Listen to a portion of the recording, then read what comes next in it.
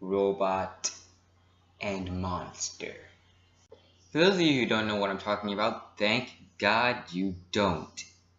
For those of you who do know, you know what I'm about to say. But let's give the synopsis of this horrendous show anyway. Robot and Monster is about a robot and a monster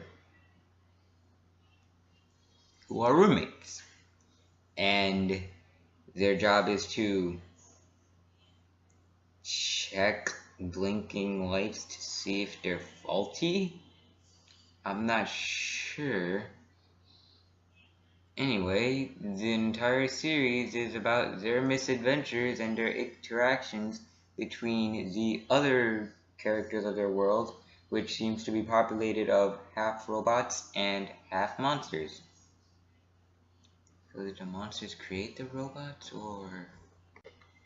One thing I don't understand about this show, and it seems to be a kind of big coincidence, the color scheme is eerily similar to Fanboy and Chum Chum. You got a tall one that's characterized by purple, and a short one that's characterized by orange. It's really eerie, and I'm not sure. Maybe the people who worked on Fanboy and Chum Chum worked on this? But if that were the case, wouldn't that mean that they're kinda lazy?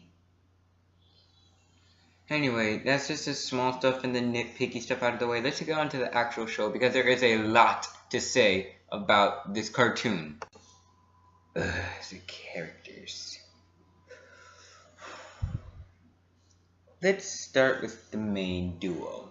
You got Robot, the inventor, the brains, the butt monkey.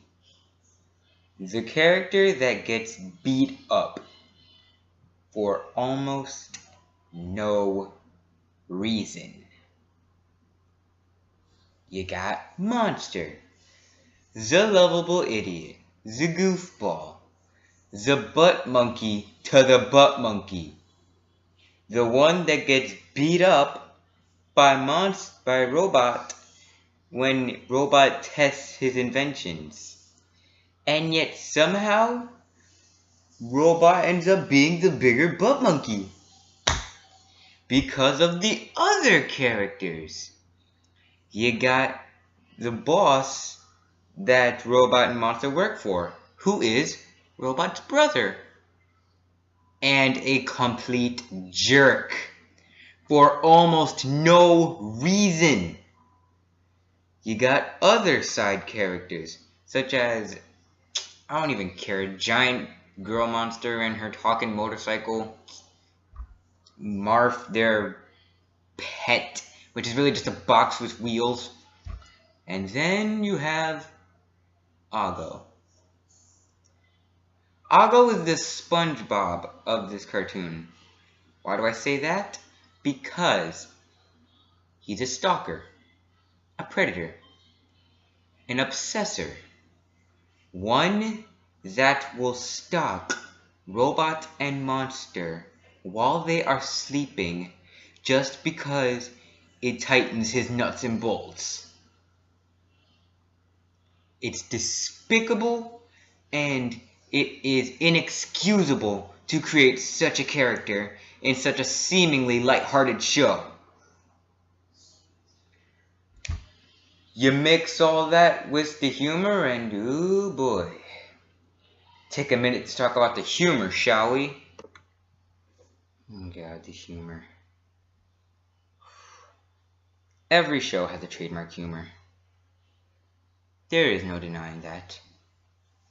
Some of it is good, and some of those shows use it very well. Robot and Monster not only somehow picked the worst humor they can use, but they use it in the worst possible way. They use mean-spirited humor, which I absolutely despise, for one reason. Most shows don't know how to use it. What is the way to use it? Make sure the characters deserve it. Robot and Monster never deserve it. The reason I said that the characters and the humor don't mix is because the characters that give out the mean-spirited behavior are never punished for their actions. Ogo is never punished for being a stalker, a liar, an obsessor, or a predator. Robot's brother is never punished for being such a jerk. Robot's own mother isn't even punished for not loving her own son. No character is given a punishment for any bad behavior, except for Robot and Monster. They are given punishments. They are given beatings to their ego, their bodies, their pride. They are given beatings because they're the most likable characters on the show. These are two legit good characters. I like them. I like watching them. Their dynamic is okay at best. But they are beaten, battered, and pretty much abused every single episode by every single solitary character. And they are the only ones that get punished.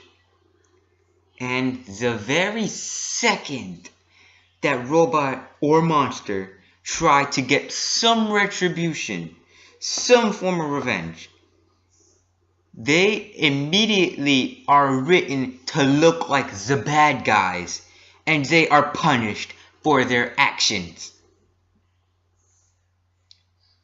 This gives me so much rage and so much hatred because it's hypocritical to an astonishing level.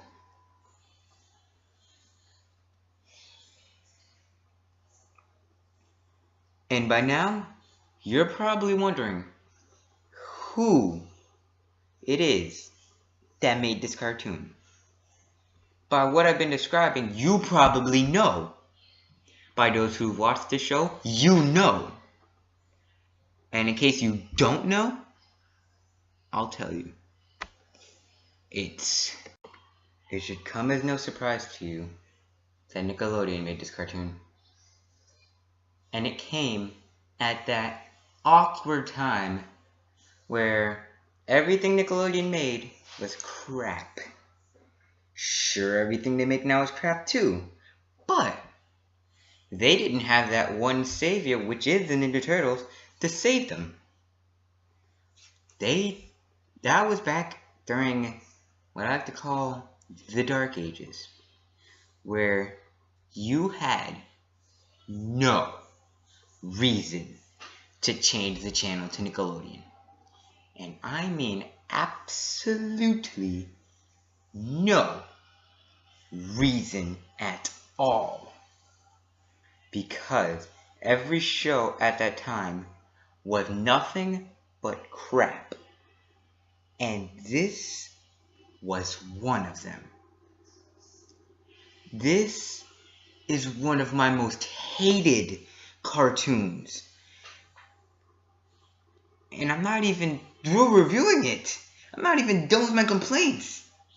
Okay, sure, I got the biggest complaint after humor, but I just got one last thing to say. The animation is boring, and the character designs are so bland and tasteless. The main characters are just basic shapes, with Monster being an oval that's been stretched and moved around like putty, and Robot just being a can. Their pet is a box. One of their best friends looks like Cthulhu with his head shrunken or whatever. One of the stinking motorcycle, that's it. It's all bland. So boring, bland, and uninteresting.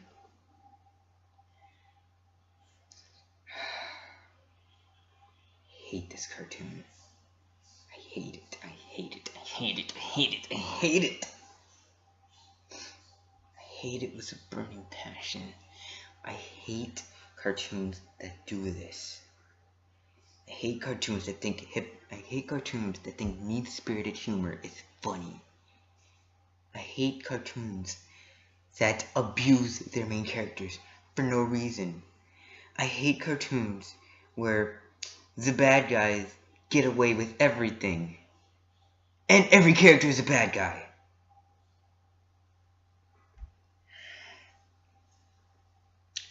I feel like tearing my hair out so bad. I'm your critic, Brony. Nickelodeon.